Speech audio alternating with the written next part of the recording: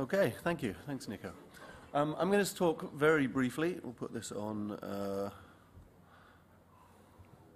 It's in French. Ah, you got it. Sorry. Oh, the next one? Yeah. Okay, I'm just going to talk very briefly about what we did to set up this conference that you've all been using this last few days, and then I'm going to share some of the stats that we've gathered over these last few days, which are interesting, I have to say. I think so.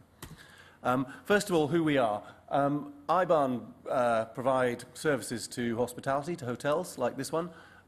We do IPTV, but more interestingly for this, we do guest room connectivity and conference connectivity.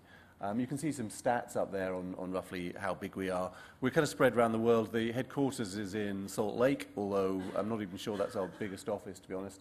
And I think, a bit like the reference earlier on, we have offices on every continent except Antarctica, but they do vary in size.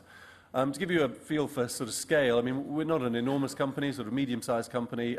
About 16,000 people in Europe connect every night to our network. And obviously, I can confidently say you're all our customers, although really our customers are, of course, the hoteliers.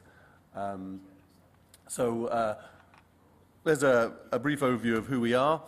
Setting up this conference, I mean, the team, as Nico referenced there, the team from Ibahn worked closely with Colt. It would be fair to say, first up, there weren't people there weren't ISPs falling over themselves to help us set up this conference. Many thanks to Colt, and I know my team would like to specifically thank Nico for your help on this, which is, and it's worked well. They worked hard to make it, to test it, and it seems to have worked really well. The hardware has worked very well. We're running Cisco and Colubris access points, and it's all gone fine. There have been some updates, not necessarily to those pieces of equipment, but there have been some updates to firmware needed, but that's all happened. And one of the things that kind of shows you is that the pace of change is very quick here. New version of Debian is significantly better in terms of V6, and I'm sure I'm talking to people who already know this, in terms of V6 support. So the pace of change is pretty fierce, but it has all pretty well worked. You know, the team originally separated the two networks, the two protocols on different networks, but that's kind of not efficient, so they changed that.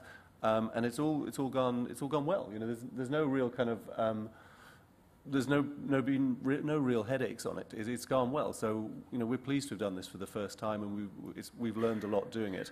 I'm going to finish before I go into the stats. I'm going to finish by saying, you know, like I assume everybody here, you know, we haven't finished our IPv6 work. You know, there's a lot to do. We have a lot of technology behind the scenes, which, you know, some of which does work and some of which doesn't, and you know, this is going to be an ongoing thing. But on that, I'm going to get into the stats. I could kind of go to them live, but I'm actually going to just use the ones I've kind of captured on slides, just because it's less fraught with difficulty. So let's have a look at these. These are the bytes we've moved, and there's a couple of things I'm going to say about this. So first of all, total number of bytes we've shifted. This, as of last night, was about 1/4 terabyte at this conference. So that's more than 10 times less than some of the big conferences we've been doing. I think Phil was telling me that VMworld is the biggest one at about 3 or 4 terabytes. But you know, 1/4 terabyte is still quite a lot, given that there's actually not that many people here. Now, the interesting stat here, though, is that 5% of that traffic has been V6.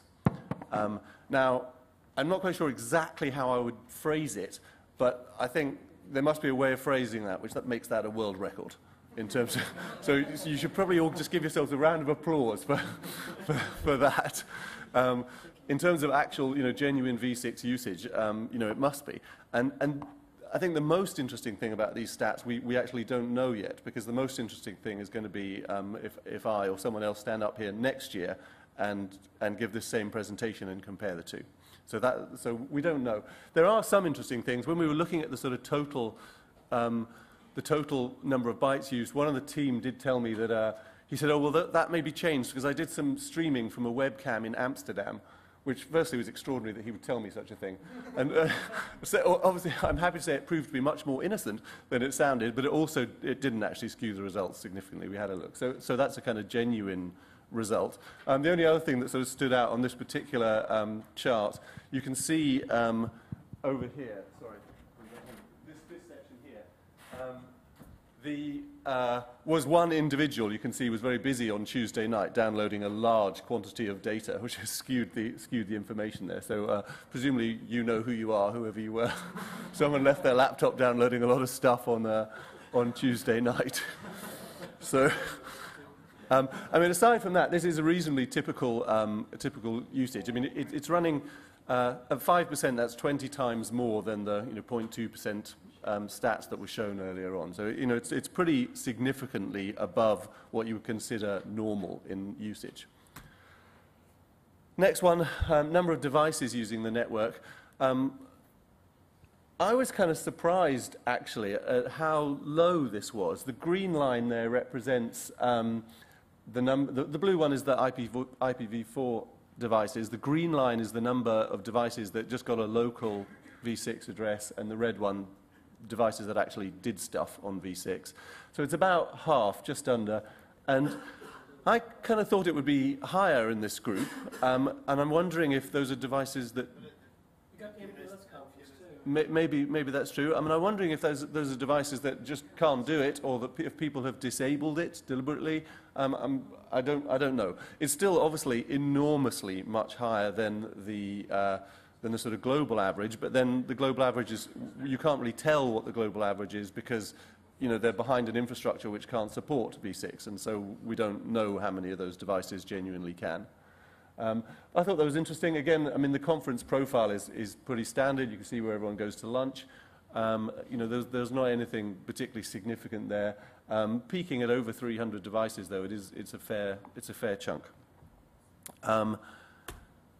Last thing, because I know we're moving on to coffee break. Latencies. Nico referred to the peering change he made, and you can see it there in the step change. That top left graph is the latency to Google. I mean, latencies in general are higher to V6. I'm sure you all know that, probably know better than I, the reasons, around the directness of the routing, but all reasonably quick. We haven't, I think as I said up front, there have been some minor issues, but in general this has not been as nearly as bad as we thought, and I think it's been a great experience for us. We've enjoyed working with, I know the team have enjoyed working with the Colt guys, Nico and his team, and it's all worked, and so we look forward to doing this again and showing you the stats for next year. Thank you very much.